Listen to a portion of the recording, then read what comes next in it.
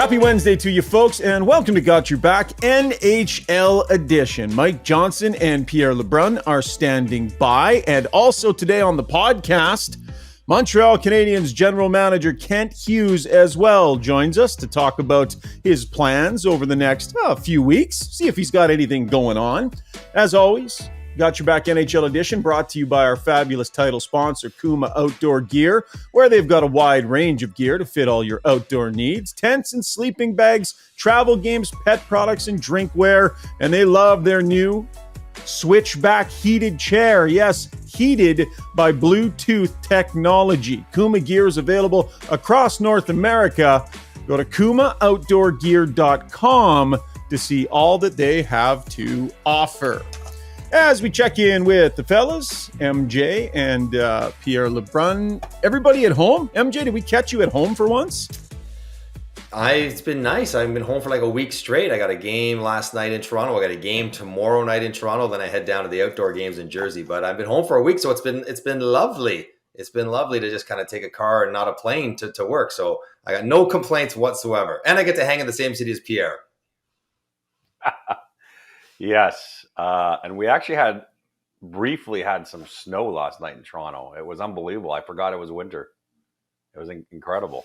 Yeah, driving home. What is this white stuff on the ground? What is going on here? This is poor guys. It's not been the case this year, but it's been, it's all good. And you know what is funny? Like Toronto has been a lot of noise the last couple of days, so it was nice just to play a game, and they played well, which was different. Wait, there was noise in Toronto the last couple of days. Right? Noise? What do you mean? What are you talking about? Mm-hmm. I'm surprised that neither one of you mentioned, being able to be home with your wives on Valentine's Day. I just thought that would be immediately where you went, but it's Valentine's Day, gentlemen, and here we are. So wishing you a happy Valentine's Day. There was a gift. There was a gift waiting my wife in the morning. 24 years married this summer. My memory's going, but not that badly. Yeah. Is it too personal to ask what? We're going down a rabbit hole. We're not sure we're going to go to here, Shocky. My curiosity got the better of me there. I need to know this now. I need to know.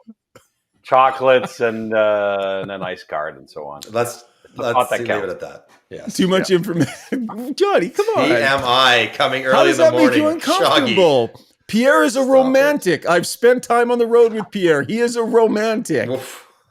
That's also too much information. Where is this going? Okay. Happy Valentine's Day, boys. Let's move on. By the way, I think I just came up with the red card, yellow card, no card. Friends wishing friends happy Valentine's Day. We'll just ruminate on that one for a minute. We might get back to that later in the podcast. Let's get to the breakdown, guys. Brought to you by Kinprint. Over 100 combined years of experience. If you can dream it, Kinprint can make it happen. Providing embroidery, signage, printing, logo design. Let Kinprint help you take your brand to the next level. Visit kinprint.ca. They are the architects of the hat that I am currently wearing. Got some Got Your Back hats. Finally in stock. And guys, as soon as we make some money on this podcast, I'll spend some and ship one to you. So stand by. Hats hopefully coming your way sometime in the next couple of weeks. No place to start today, fellas, other than Connor McDavid. I mean, what a third period. What a move. That spinorama move that he made. So 6 assists last night, in case you missed it. That spinorama move he made, Mike Johnson, like Evander Kane didn't even need to shoot the puck. He literally banked it in off of his stick, and the degree of difficulty was insane. That's McDavid supernova if we've ever seen it.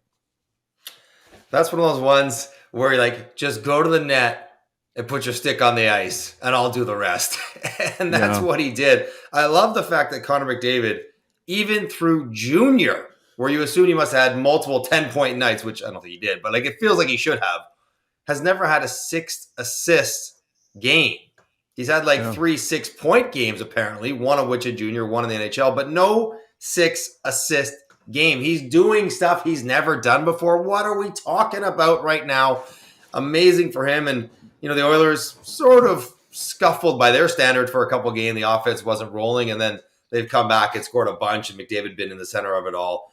I guess we should cease being surprised by the stuff he does or the numbers he puts up, because he is that guy right now in the NHL, but we still have to take pause. Like, wait a second, 6 assists? Like, you don't even score 6 goals in a game in the NHL anymore. 6 assists, incredible stuff, Pierre. And you can't help. The second I saw all these points piling up, right to the scoring list, I can't help myself. I'm like, oh, hang on. Oh, yeah. Oh, hang on. Now he's tied. He's tied Pasta now. He's in third. And what is he? 13 behind Kucherov, who's going great guns as well at 90. But Pierre, I mean, what are you going to say? He's got to be even money to win the Art Ross at this point. Like, that's how great he is, and that's how great he was again last night. Yeah, I don't know. I mean, so I did the same thing. I said, "Oh, he must have bridged the gap on McKinnon and Kucherov and so on." Still 13 points behind Kucherov. Like, the great season no one's talking about, Nikita Kucherov. I know you have, MJ. I'm just kidding. But also, it's a reminder that nights like this haven't been the headline during the Oilers' resurgence over the last couple months, right? I mean, they've won with defense on many nights, won with goaltending, and won with contributions from other players. So it's almost like McDavid put his hand up and said, "I got one for you guys tonight." Just a reminder, number 97. My beer. And it was fabulous to watch. But to me, that's one of the things I thought about too, is that it doesn't have to be about that for this Oilers team right now. It's great when it happens now, but it's not a prerequisite for an Oilers victory, right? It's just fun now when we get to see those nights. And it's funny, Seider, who's an unbelievable player, of course, on the back end for Detroit, he was victimized a couple times last night. He must be thinking, I'm glad that the Red Wings years ago moved from the Western Conference to the Eastern Conference, because I don't need this every night. That was a lot to handle for him. 4th fastest player to 600 assists from the Quizmaster, behind Gretz, Lemieux, and Bobby Orr. He also chimes in, if you take Connor McDavid from his second season, not including the abbreviated rookie season, he's got 571 assists in 571 games. That's 135 more than anybody else over that period. I mean, that is domination in that time. 25% more than anyone else. Yeah. By the way, that's something. He is second in the league in points per game, right? Because you talk about him being 13 points back here, but he's only got 47 games played, right? Kucherov's got 53. Yeah, the Oilers have games in hand on everyone. The only thing I will say about that is, like, I'm like you guys. In the first half of the year, I look at points percentage and the standings over points because of all the different schedules happening with teams. This is the one little quirky thing that I have, and I have a lot of weird stuff about stats. Once I get to March 1st, which we're still not there yet, once I get to March 1st, I no longer care about games in hand, because I've talked to teams over the years who said the thing they actually hate is when they have more games to play than most teams in the stretch, because it gets to be a grind. The teams that have 14 games to play in March, you think mathematically they've got a chance to make up a lot of ground or this or that. What tends to often happen is it's just too much of a grind. So I look at points in the actual bank come March 1st. I change where I look at the standings. That might work for the standings, Pierre. But if I'm going to make a run at the scoring title, games in hand work pretty well for Connor McDavid. Right. He's going to keep win or lose those games. Right? Win or lose, he's got to pick up his couple. Yeah, that's true. I was on Overdrive with the guys last week, and Hayes asked me, basically asked me, do I think McDavid's going to take a run at this thing? And I said, no. So I said, I don't. My sense is he's not just going to go supernova and win the whole thing. That's not.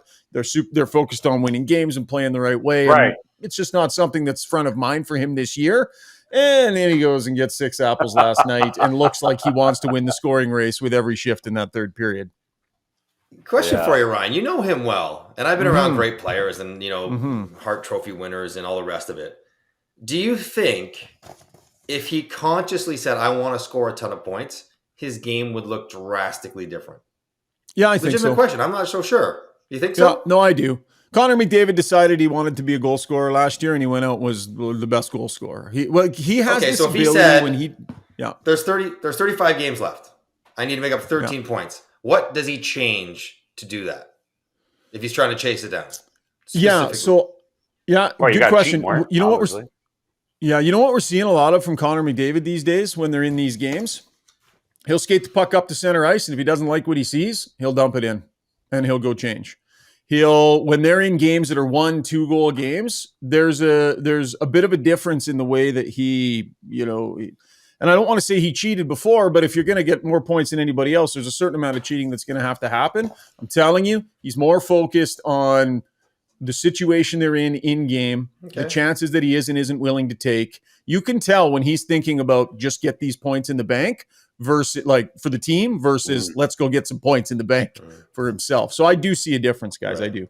I will add to that, Ryan, that I chatted with Jeff Jackson just before All-Star break, and he's not only in charge of the Oilers now, but of course has been with Connor McDavid forever as his agent. And he said, because sometimes the narrative starts to take off, and you're like, because we've heard all year McDavid and Draisaitl are more focused on their 200-foot game, and Jeff Jackson was I have seen a whole other level from both those guys, and not just defensively, he said, but the way that they lead the charge physically.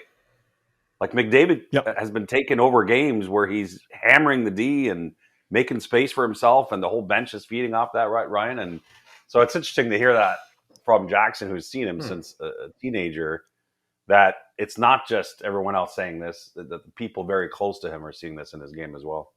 MJ, chances that he wins the scoring. Go ahead. Jeff Jackson would say that no matter how Connor McDavid was playing, to be fair. Let's be honest.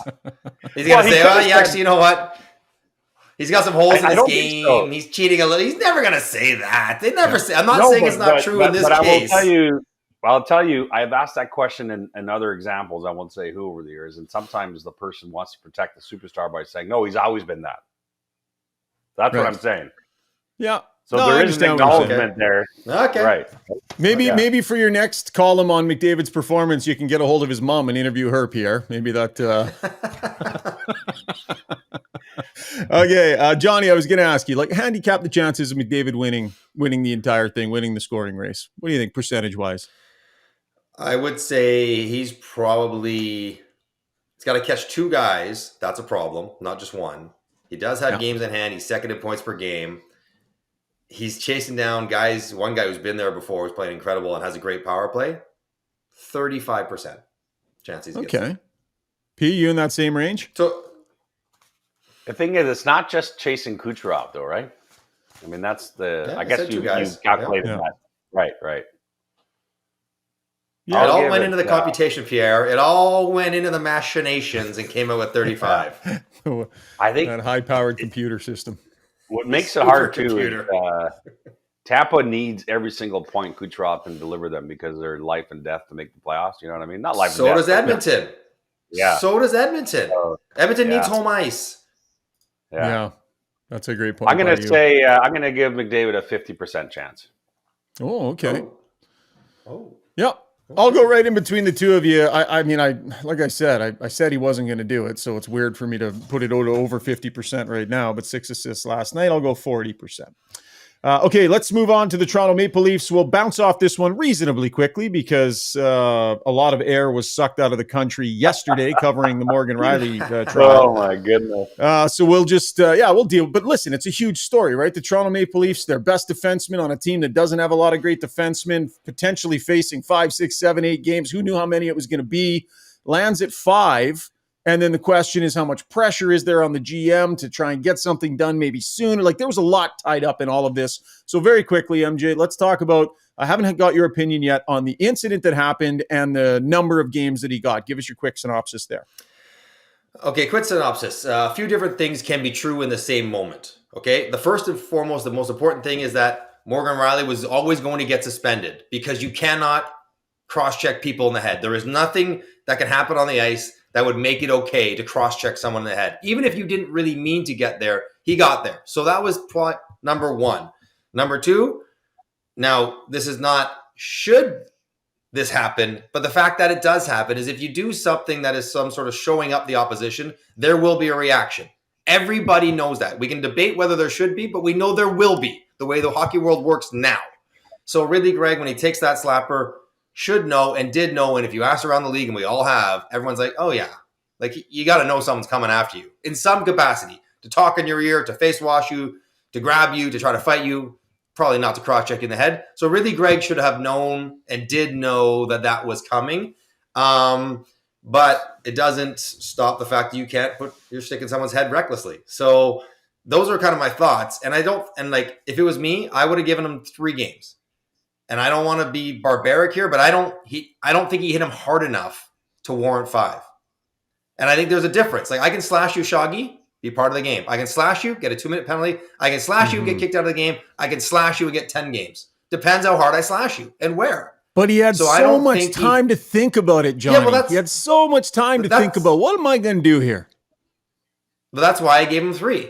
Because if he hit him that hard in front of the net battling, he'd get a 2-minute cross-checking penalty. But the fact that it was after the play, after a goal, had time to think about it, skated towards him, and clearly decided to do this, I won't go into the fact that there's a Zapruder hit his glove, then his shoulder, then his head, and he dropped his lower hand to mitigate the impact, whatever. In my opinion, he just didn't hit him hard enough to warrant 5 or 6 or 7 games. And Greg wasn't hurt, thankfully. Didn't miss a practice, didn't miss a game, back playing, all good. But I will say this, the idea that Toronto Maple Leafs are hard done by the league, which I think their fans genuinely believe. Yeah. And I think maybe even some of the organization kind of we get the short end sometimes. I don't think that is true. That's what I think about this. So now they're out with Rielly for 5 games. They played awesome last night without him. They're going to go through the 5 games. We'll be back next week. I guess on we go. Yeah, MJ covered a lot of it. I mean, I will say a couple things. I thought it'd be 3 or 4 games. I canvassed a couple of team executives. Once we knew it was an in-person hearing, which affects everyone's thinking, but I canvassed a few team executives before the announcement, and it was all over the place, which I think is interesting because usually most people running teams are close in their, and these obviously not involved with Ottawa or Toronto. But I had one team executive say 7 or 8 games. I had another one saying it should be 2. So I think it tells you that even smart hockey people, we're not seeing the same play. We're struggling with kind of a unicorn of a situation here. I thought 3 or 4 would have been fine. I think 5 is 1 game too many. It's fine. It's not the end of the world. The Leafs are not hard done by. That's all BS. The Leafs, the PA has 48 hours to appeal on behalf of the player, by the way. And as we tape this, they haven't done so yet. Kind of useless to do so. Gary Bettman will never change it. Yeah. So I don't know why they would, other than them, I guess, make a point for the player. The last thing I would say, and I'm not blaming the victim, but MJ touched on it. If Claude Giroux is on a breakaway with the empty net in the Battle of Ontario, he's not taking that slapper. Right. Well, agreed. I don't care about taking the slapper. Do what you want. You want to be a jerk? You want to insert yourself as the foil, the heel? Go ahead. But be prepared for a reaction. And don't be prepared for a cross check in the head. But I'm saying really Greg should be like, okay, someone's going to fight me here, or try to.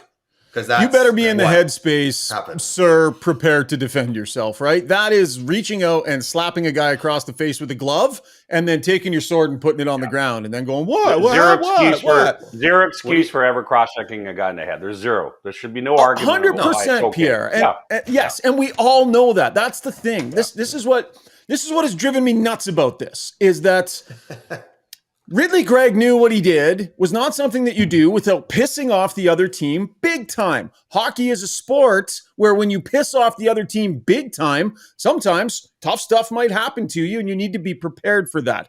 Absolutely should not have gotten cross-checked in the head. That's never okay. But the two things can be true at the same time. It boggles my mind. And chew gum. Yes. How many people are saying, look, you could shoot the puck in the net however you want. What's with this code? Why does that matter? That's ridiculous. Blah, blah, blah. I think that's the garbage conversation that's been had since this event happened, that there shouldn't be or isn't a code that would govern that. Of course there bloody well is. You're showing up your opponent. You're being a little, you know what you're being, which is fine. I laughed. I thought it was funny. But understand the environment you're making your living in. When you do that, be ready. That's all I'm saying. In the Battle of Ontario. And then in the meantime, probably more important than this conversation is the pressure that Brad Treliving, is under to upgrade his blue line. And the reality is, you guys have talked to GMs about this over the years as well. Every GM will tell you the worst possible position to be in is to try to make a trade when all of your counterparts know you're desperate.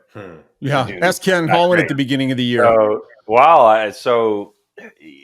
Tree Living was already in on every single defenseman you can think of, and I think about 5 more that those names haven't come out. Like, I think he's double-digit deep in the defenseman he's called on. Okay, that was before all this. He was already doing that, so that will continue.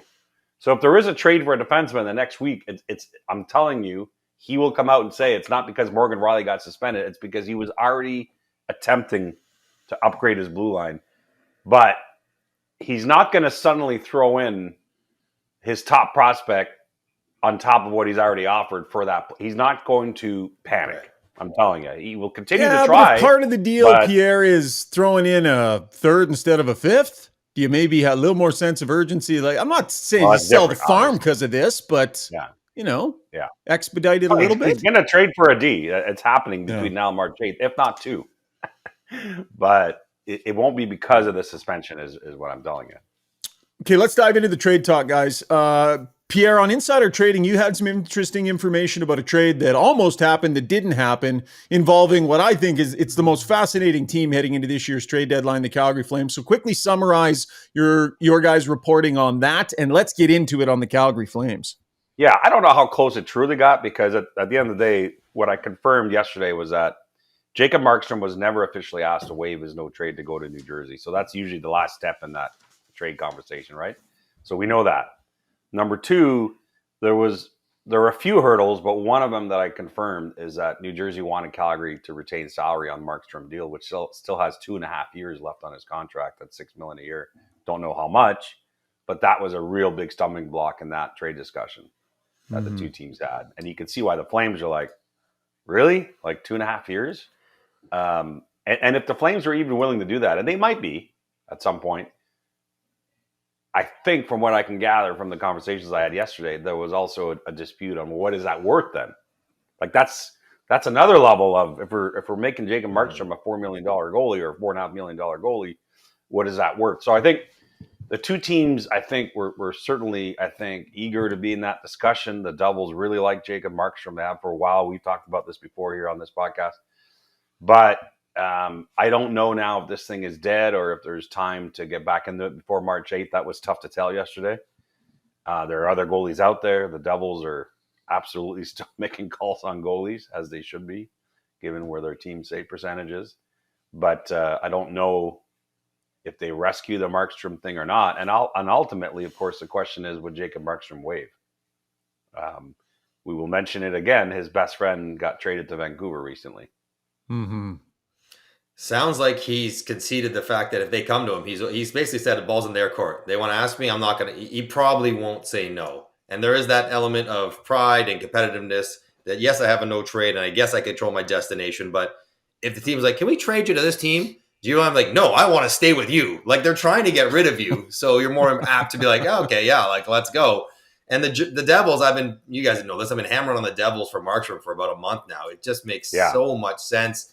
And they're looking better. And did you guys hear Jack Hughes' soundbite after the game 2 games ago? On national TV? On national TV? National TV, in-arena Mike Shoggy. Like, it wasn't just an interview. It was like in the in-arena on the bench after the game. And he's like, well, when we make some saves, we win games. Yeah. Okay. So it's not lost on anyone, including the players, that their goaltenders haven't been good enough. You give them Markstrom and Hughes the rest of the year and a soft Metro, who knows what could happen? That makes a lot of sense. So, that's big for Calgary. But the other ones, like, I still see them trying to re-sign Hanifin. And Pierre, I don't know if you know, like, are those numbers reaching the 8s yet for Hanifin? Because it seems like where that team is, where that organization is, taking a guy from 30 to 38 at 8.5, whatever it might be. Well, Hanifin's a good defender. He's probably not elite in really kind of any one area. That also seems like sort of committed to the path that I thought they were trying to get off of going forward. Well, I think we should hear within a couple of days, although I felt that last week on Hanifin either way, because the Flames have really tried to sign him. And it's like everyone involved in it is like, could be in the next couple of days. So we'll see where it goes. Either way, by the way, I'm not committing to either scenario, but there's, the team and the player need some resolution here before the trade deadline. What it tells you, though, that they've tried so hard to sign him to what would be a pretty massive deal, MJ, to your question, is what I believe this to be the case, is that the Flames are telling people around them, we're not rebuilding. That even with the Lindholm deal and Zadorov and probably Tanev and maybe Markstrom, it's a lot of guys out, but they want to flip this quickly within a couple of years. Everyone wants to be Winnipeg. I get it. I had a long sit down with Doug Armstrong this week in Toronto, the Blues GM, who was attempting that too, right? The Blues don't want to rebuild. Doug Armstrong said our market can't do an 8 to 10 year rebuild. So the Blues are trying to flip it within a couple of years as well. I think this is what a lot of teams believe in now, by the way. I don't think the Ottawa, Buffalo, Detroit full teardown is as popular as it once was. Chicago. And so you're seeing this, the retool. That's what Calgary wants to do. They want to be competitive in a hurry, but they got moves to make before that. And one of them is Hannafin's the one guy they wouldn't mind keeping, but I don't know if they'll be able to. What I find fascinating is that I love the sort of competitive spirit of the players who know their team is getting sort of picked apart a little bit. And they're given like Major League, the movie, and they're given a big forget you to management. Like, I don't care what you guys are trying to take away from us. We're going to keep winning. We're going to keep fighting. And we're going to show you that we're worth investing in as opposed to taking down. And it's rare that players' motivations and the team organization's motivations don't line up. Like, of course, everybody usually is in it to win it together. But the team is sort of like, we're not in it to win it right now. We're in it to set ourselves up for the future. The near future, maybe not the long-term future, but the near future. And I love that. And I want the Flames to keep on winning. And like, they're right there. And it's like Nashville, and it's St. Louis, and it's Arizona. These are not LA, maybe, given they got waxed last night by Buffalo.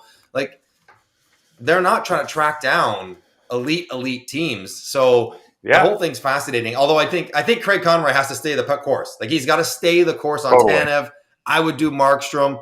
I would probably not re-sign Hanifin and get the big return, and then see if you can get young players to expedite the rebuild or And isn't that it? Go ahead, Pierre. The deadline is truth serum for GMs who are strong about their convictions. One of the things that Doug Armstrong and I went back down memory lane, you guys may remember this. At the deadline in 2017, he traded Kevin Shattenkirk when the Blues were on their way to a 99-point season and making the playoffs. because the return was worth it. And then in the deadline in 2018, he traded Paul Stastny when at the time the Blues were sitting in a wildcard spot. The Blues would end up missing the playoffs by a point. But Armstrong's point is he just didn't feel it in those years for his team. But he quickly turned around and used one of those first in a Braden Shen deal. Like, he wasn't blowing up his team. He was trying to play chess and say, I'm going to use some of these assets and this summer attack again and bring in more help, right? That I love seeing that at the deadline because, in Armstrong's view, there are about 10 teams, the elite teams, which his team isn't part of right now. There are 10 teams that were willing to pay anything right now to go win a cup. Mm-hmm. All the other teams that may or may not make the playoffs can't get sucked into that. And I love when you have the conviction of being comfortable with that as a GM. But, of course, he's been around a long time. Easier for him. What's interesting here, Craig Conroy, in his first run through with this, and we know what a team guy he was when he played, it will rip the guts out of him if his team is like, we can do it. And he's like, well, we're still going to do these things. That will be counter to probably what his instinct as a team guy is. Let's play some match game here, Johnny, and we'll start with the Flames. So you talk about Markstrom and the New Jersey Devils. Let's match up Tanev and Hanifin, potential destinations, and Pierre, you can take a crack at that too. Tanev, I'm going to say Vancouver. I think Vancouver needs a right side defensive defenseman. Push Tyler Myers down. They got Noah Juleson playing right now. You don't know what's going on with Carson Soucy. I think Vancouver has shown that they're all in, and I think that they might take a right. He's such a good natural fit there for what that team needs and as good as they are. Hanifin, can sprinkle him around all over the place. I don't know if he comes with an extension, then it might open up different options, but I think Jersey could be interested in Hanifin because of Dougie Hamilton's injury and replacing him. And they could be pretty good. I could see Toronto nibbling around Hanifin as a puck-moving guy, Pierre. There'd be a lot of teams interested in Hanifin. But Tanev, to me, Vancouver seems like a really tight fit. The return. Well, and MJ, it's a fact that the Canucks tried to include Tanev in the Lindholm deal to begin with. And it just became too unwieldy for Calgary and Vancouver to deal with at the time, i.e. the extra price tag that Calgary threw in there a couple weeks ago. but no doubt the Canucks would stay on Tanev. I still think, depending how things ended between Calgary and New Jersey here in their last conversation, hopefully not too badly, because Dougie Hamilton's $8 million AAV is off the books now for the rest of the year. I mean, he's probably going to come back to make the playoffs, but he's off the books for the rest of the regular season. The Devils have a lot of cap room, and one of the reasons they want Markstrom at a discount AAV wise is because of past this year, because they got other contracts to worry about starting this summer. But they could do Tanev and Markstrom in one deal, the Devils, because they got ample cap room to do it for this year. Of course, Tanev would be a rental. The other thing is, if the Leafs end up with Tanev, and they would have to include their first round pick in that, I think the only way Brad Treliving does it, in my mind, I don't know this for a fact, but it's just a gut feeling I have, is that he would have to know he's got a decent chance at extending Tanev so that it's not a rental for the Leafs. That's the only way I see them going after Tanev in my mind. Let's get to the Edmonton Oilers quick here, guys. Johnny, are there any really natural fits for you? My sense as a reporter covering this team is they're going to put a little bit more focus on the forward ranks as opposed to the blue line. I think they need a fourth line center that can contribute, and I think they need somebody to compete for that right wing spot on the second line. Natural fits. Yeah, I mean, you think about, I think that's exactly it. That second line to me is the one. Like the fourth line center, yes, you can go maybe try to chase those ones down somewhere, but it's the second liner. Like I don't know if Frankie Vetrano is a perfect guy there, but if he's available out of Anaheim, could he be a good fit there? You just want a player like that. Frankie Vetrano, maybe Jordan Eberle. Could be something. Maybe like Jason Zucker. If Arizona falls out, players like that. It's going to be hard. Like Tarasenko has been relatively good. I don't know if you want to, if he's going to come back and be an impact guy.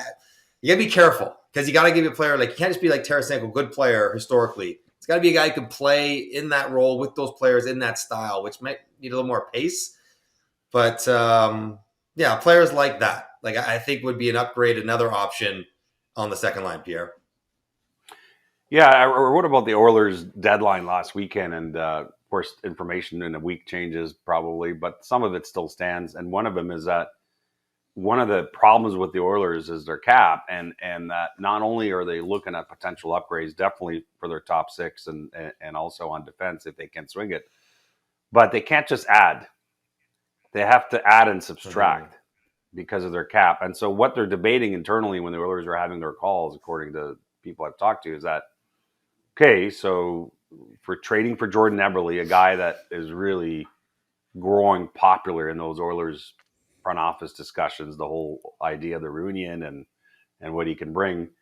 So, who gets moved down? How does that affect our chemistry? Who gets moved out to make the math work on the cap?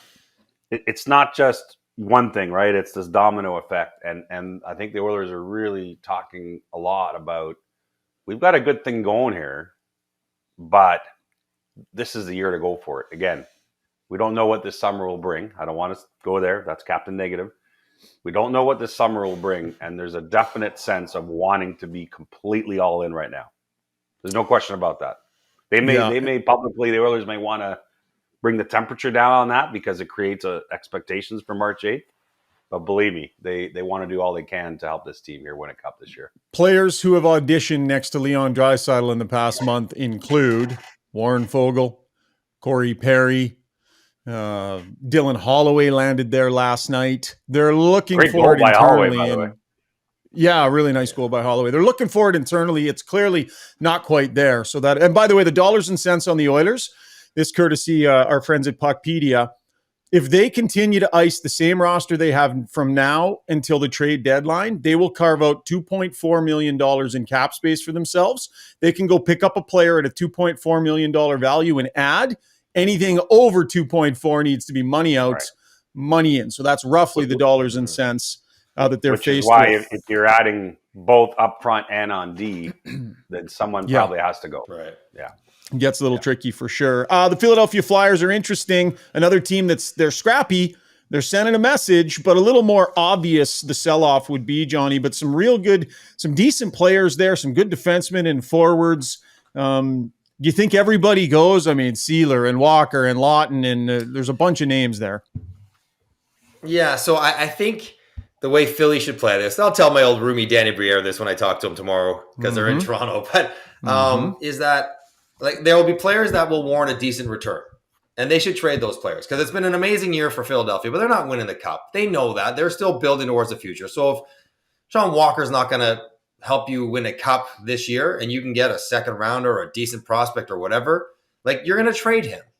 You know, Scott Lawton, maybe a bit different. He's got a big, long contract. But I think if it's not a good return, Pierre, like a value return, like a fifth rounder or a fourth rounder, those are just crapshoots. They may or may not work. Like, if it's going to be a fifth round return, then maybe you owe it to the team that has played so hard for you to kind of like, listen, we're not going to add, but go ahead, finish it off if you can. Mm-hmm. But if it's going to be someone who's going to get you a good return, second rounder, B grade prospect, or something better than that, I still stay the course and trade him, Pierre. Now you got to make that judgment call, but I think that seems fair to the group, but also sticks to the plan.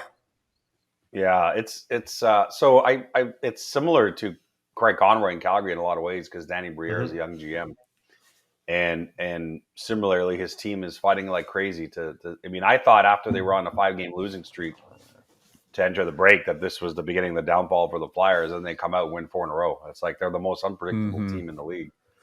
I think the big picture will still prevail for Danny Briere. The one thing I would say is that there's been a lot of negative with the Flyers this year, and I don't think we should not sugarcoat this. The Carter Hart story is a real life story that has hit the organization, and you know, that's real life, but they're dealing with it. And then you got the Carter Gauthier for some, refusing to meet with the Flyers and force a trade. A lot of things have happened that I think staying in the race might have a little more value than what's perceived for their market. I would say that. Right. Interesting. Going to be fascinating, man. The Calgary Flames and the Philadelphia Flyers, all eyes on them as we hurtle towards trade deadline. All right, we have Kent Hughes coming up very quickly here. But before we go, gentlemen, we're going to do a Valentine-themed red card, yellow card, no card. I'm going to allow you the opportunity to weigh in on a few of my actions here early on this Valentine's Day. I'm going to allow you to assign 2 cards, any color of your choice. The first one, wishing other guys happy Valentine's Day.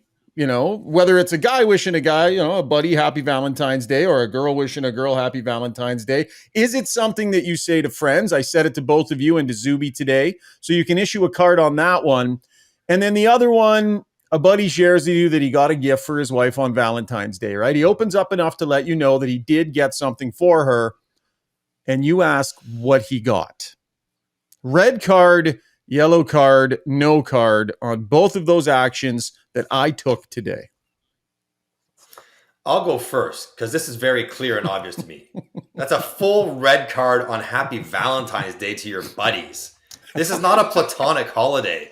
This is a romantic holiday. And Shaggy, while I love you like Thanks, a brother. Bud. I love you too. All right, I don't wish you happy Valentine's Day. No. There's a rider on mine. Don't worry about it. So yes, red card. Don't wish me happy Valentine's Day. This got nothing to do with you and I.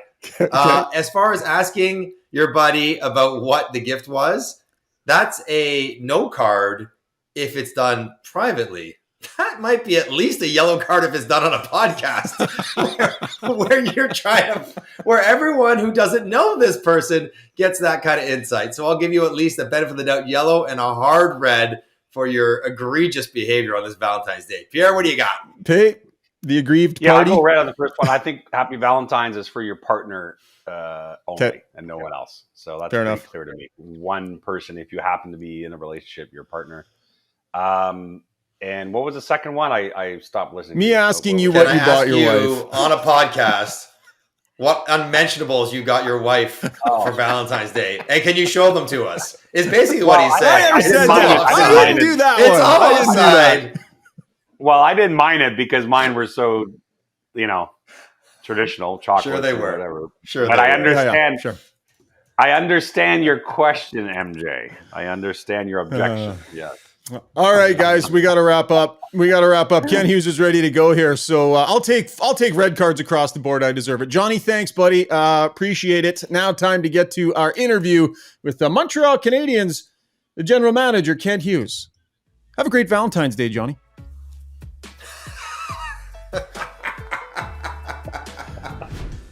All right, hot off his team's 5-0 drubbing of the Anaheim Ducks, Montreal Canadiens general manager Kent Hughes joins us. Kent, nice to see your team with an effort like that last night, but maybe Uri Slafkovsky is where I would start the conversation. A goal, couple of assists, 3 points, over 20 minutes played. It's been a bit of an up and down journey with this player so far. Tell us what you were seeing from him in this moment, and if this is what you envisioned when you picked him where you picked him. Yeah, I mean, we expected him to be a big part of the future of our team. I guess the timing of it was something that's always somewhat uncertain with an 18-year-old when you're drafting them. And at points last year and even this year, I guess there was still some uncertainty as to when that would happen. But what we've seen from him probably for the most part this year, but really over the last 20 or 25 games is just an understanding of his game, of what works for him, of where he can impact the game most significantly. And I think he's playing to his strengths. And, more than anything else, when you start to get results, the confidence comes with it. And you can see that in his game. You can see it in his energy and his demeanor around the rink. Caden Primo with the shutout last night, Ken. And I'm just wondering, whether it's in French or in English, have people been talking about 3 goalies in Montreal at any point this year? It's the first time it's been brought up. Yeah, but your thoughts on that? I mean, obviously, I'm sure ideally when the season started, clearly you did not want to lose Caden Primo on waivers, which it would have required waivers for him to go to Laval. And you're probably happy you never did that the way he's coming along. But what are your thoughts on managing the 3 goalies? And of course, I know from talking to other teams that I think there's interest out there in Jake Allen. How do you think this will play out here in terms of March 8th and potentially, who knows, maybe into the summer? Well, I guess the starting point for us at the beginning of the season was we didn't have Sam Montembeault signed, right? And on an expiring contract as a possible or potential UFA. So the thought that we could come to the conclusion of the season minus 2 goalies was enough incentive for us to try to figure out how we were going to manage 3 while we kind of turned our focus on trying to get Sam signed, which we did. I can't remember when, probably end of November or beginning of December. And then since that time, we've been focused on looking for a trade partner to move a goalie out. The goaltending market hasn't been very active, as we know. I think there's there's so many. There are different elements to moving a goalie than just saying, "Hey, we got a goalie." You don't put a for sale sign outside your house and your business is done in a day, so to speak. I read an article, I think you may have written it, Pierre, yesterday in The Athletic about how teams are turning over coaches so much because there's so little flexibility under the cap to change your lineup. So clearly with goaltending, the goalies are affected by a cap situation as well. So there's maneuverability issues, there's no trade issues, and there's just finding the right fit. So does it happen between now and the trade deadline? I've said it multiple times here in our market. I can't promise that it will. Do I anticipate going into next season with 3 goalies? No. So between now and the start of next season, we plan to resolve the situation. But when that happens, it to a certain degree depends on those teams that are in the market for a goalie and whether they can make that happen. Well, and just as a quick follow-up before Ryan jumps back in, there aren't that many goalie trades mid-season historically. I think there's a reason for that. It's sort of like I think teams are, more than ever, teams are also concerned about what they think they know about goaltending, judging from my conversations from other teams. But number two, and I know you're careful not to name by name, but Jake Allen does have another year in his deal, so I think at least it's my opinion. If you don't resolve this by March 8th, to me, it's not the end of the world at all because he has another year in his deal. So I think if you agree, you're in a position where if it makes sense, it makes sense. If it doesn't, you deal with it in the summer. I think if I'm understanding what you just said, right? Yeah, 100%. And I know it's not ideal for particularly for Jake and for Primes, but like I've said it multiple times, they've been incredibly professional about it. Tough coming out of a break for somebody like Jake, where you have such an extended period of time off, and Sam's played great. So it's that balance between trying to get Sam more games and still keeping everybody ready, prepared, active, and that's not easy for, as I said, for Jake and for Primes. But I tip my cap to them in terms of their professionalism, and by and large, our goaltending has been great all season long. Yeah. So it's not like it's been a drag on us. I think people want the issue resolved, and I think in this market, a lot of times they want it resolved by the trade deadline. But as happened last year, was different situations that we didn't get done at the deadline. We did them in the summer.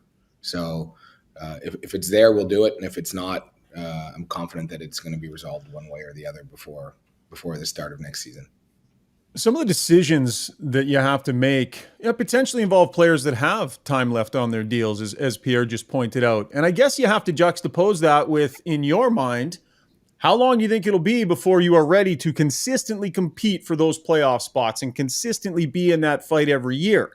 Because you potentially, I think about a guy like David Savard, who does so much in helping bring along younger players, but there's obviously value with a player like that as well. So I guess I'll just ask the question, in your mind, how long do you think before this roster that you're, shaping and putting together each year can consistently compete for a playoff spot? And how much does that factor into decisions like moving a player like Savard that has time left on his deal, who is helping bring along these young players?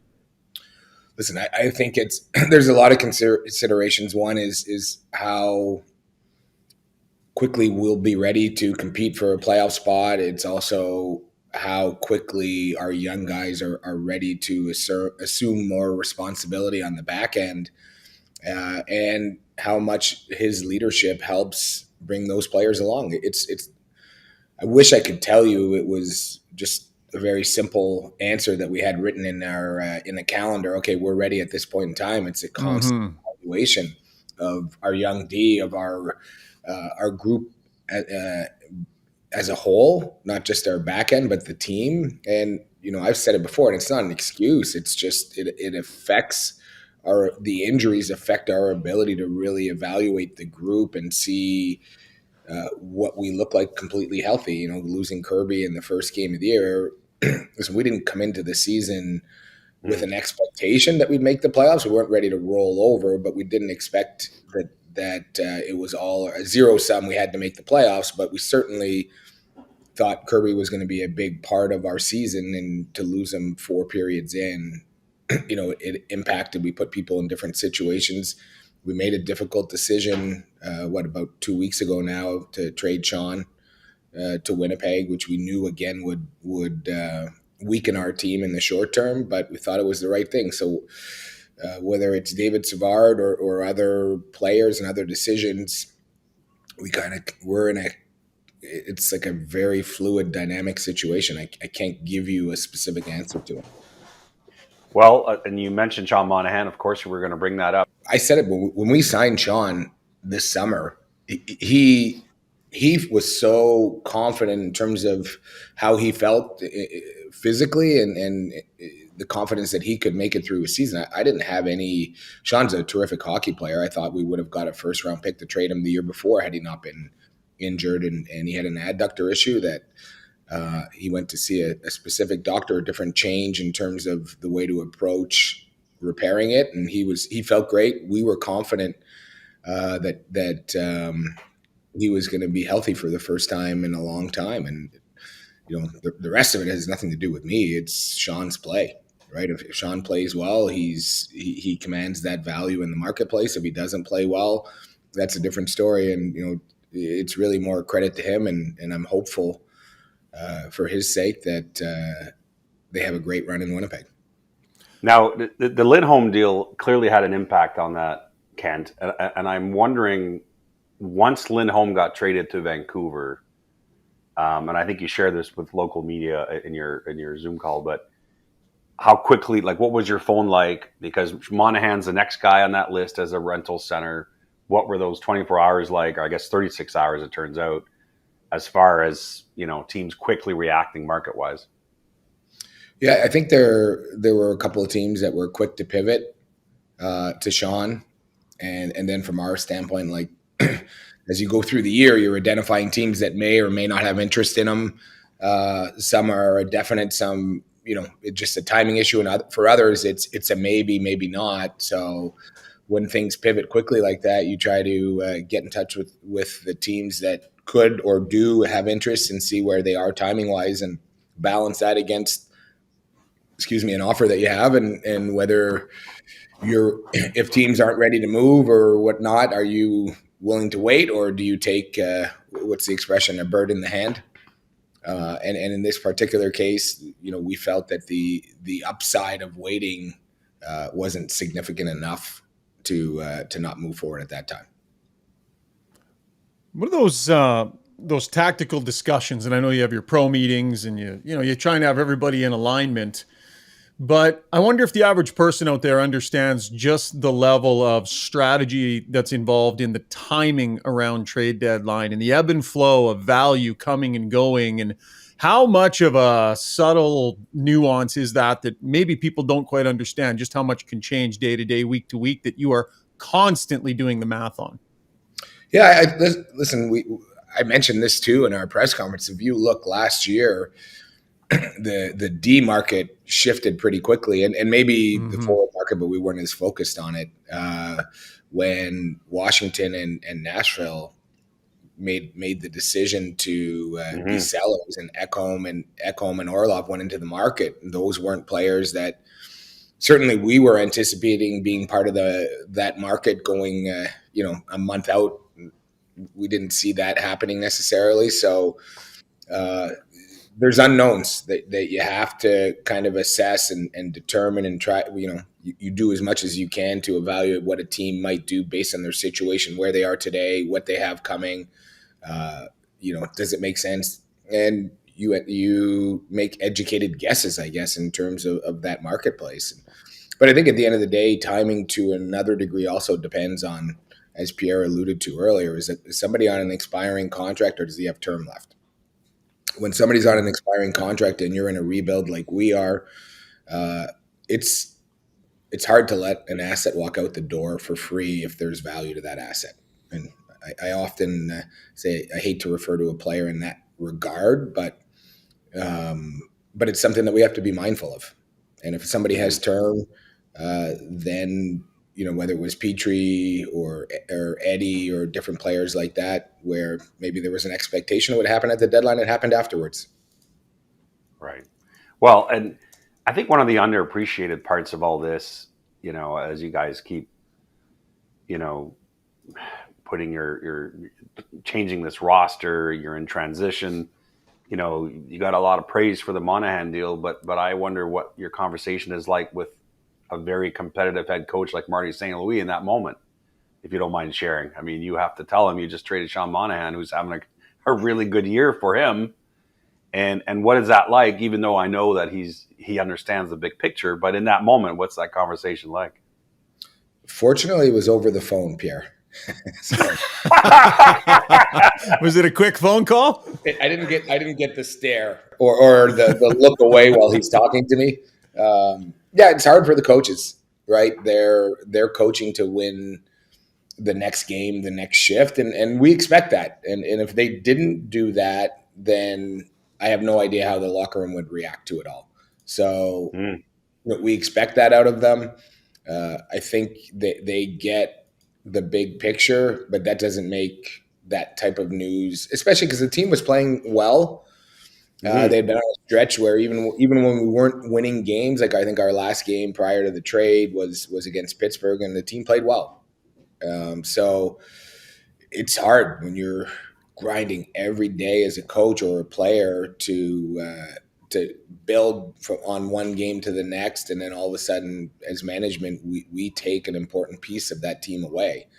But as I said at the deadline, like since I've been here, there have been so many injuries and things that were unanticipated by the group that they've been pretty resilient in terms of dealing with it and changes in the lineup. And I think Marty spoke to the team afterwards and said, "We're not victims here, and we're going to go out and keep doing what we're doing, and we're not a one player team."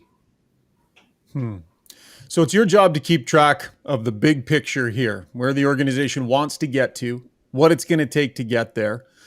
So I ask you, in the big picture here, in reference to the rebuild and becoming the team that you want to become, how do you think it's going?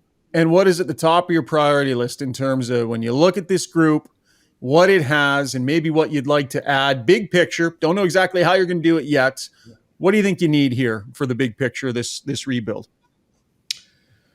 It's hard to say how it's going because we're sitting in the bottom 10 of the league still. And ultimately the mission here is to sit at the top 10 of the league instead of the bottom 10. And until we see that, it's really hard to say that we've accomplished much of anything. We've been in a phase. It's been more kind of an asset accumulation phase, right? Where we're moving players out. Initially we're moving players out in part also to create some cap flexibility, and we've been able to do that to a certain degree. We've accumulated assets mostly in the form of draft picks. Certainly we've traded for some players, or we've used some picks, and the Matheson or Newhook have come in, or a Doc. And I think we need to continue down that path of continuing the draft, but continuing to look to add to our group in terms of established NHL players that can help us take the next step, that are within a certain age frame, right? And big picture, those guys have to be younger players. That doesn't mean that at some point along the way, we're not adding an older player for experience or leadership or other things that we think this group needs. But where we're at is a combination of looking to add those players and looking to see where our guys go. We're looking for some of our young D that are still playing amateur to come turn pro here at the end of the season, and we're anxious to see how they look over here at the pro level and continue to assess from there. It's hard to know until you see players do it. You can see them do it at different levels, but until they do it here, it's really difficult to give that assessment. So I'd say from an asset accumulation component, we're happy where we are. As far as constructing a team, I think we have a long way to go, a long way in terms of things that need to be accomplished. The timeline on it, I'm hoping it's shorter than longer, but I couldn't give you a timeline because we need to execute those changes. Last question for me, Ken, and thanks again for taking time here during the busy time of year. But we'll see whether you use all your picks or not. As you mentioned, you starting to develop a reputation for being pretty active at the draft and trading for guys like Doc and so on with some of those picks. But as things stand now, what's your view of the draft? Because I've heard some different things. I know some teams I've talked to are really excited about this draft, but others feel it drops off after a certain point. What's your sense when you look at what's available there for you guys, generally speaking? Well, we had our I would say coming into the summer or out of the summer, like out of the Hlinka tournament, which is usually that first glance. I wouldn't say that our guys were enthusiastic or overly enthusiastic, okay. But I've seen a shift from the start of the season to when we had our meetings in January, where there were a lot of names that weren't part of the conversation at the beginning that were emerging. So I think by and large our guys are relatively optimistic. I always feel that the commentary on the draft is about how high end the top 2, 3, 4, or 5. So if Connor Bedard's part of a draft, we're talking about this being a generational draft, right? At the end of the day, you get surprised sometimes by players that weren't part of it. I don't think David Reinbacher was somebody in September of 2020 that people were talking about, and we're very happy to have him part of our organization. Well, listen, Kent, we really appreciate you taking the time. I can only imagine how busy it is at this time of year, but good luck with things heading into trade deadline and against the Rangers tomorrow night. Thanks, guys. Thanks for having me. So, Pierre, thoughts overall on Kent Hughes and the job he's done this year and what you might expect from him as we hurtle towards the trade deadline? Well, I mean, he's got the biggest job out of the way. Monahan was going to be his biggest trade chip. So it's a nice feeling for a GM, I think, to know that I think he probably maxed out the value there, and now he can focus on what else comes at him. Obviously, the 3 goalie situation, you could tell in his voice that's been a situation, and he's having to handle that in his market. And it's not ideal, but I agree with him that if the deal isn't there for Jake Allen before March 8th, don't force it. He's got another year on his deal. The goalie carousel always happens every summer, so I'm with him that if it's not there, wait till the summer, given that he's got another year on his deal. And I know that there are other teams around the league that have actually told Kent Hughes, I can't do it now, but I might be able to do it this summer. So I think that's why he probably feels that. Right on. And our thanks to the Montreal Canadiens and to Kent Hughes once again for joining us. P, that'll wrap up the podcast, buddy. Thank you kindly. Hope you have a great Valentine's Day. And, Bud, I hope that gift works out fantastic for you. Oh, love you, man. Love you too, pal. Thanks so much for listening, folks. Thanks for your downloads and your subscriptions. And a huge thanks, as always, to our amazing title sponsor, Kuma Outdoor Gear. We'll chat with you again next week right here on Got Your Back, NHL Edition. Happy Valentine's Day.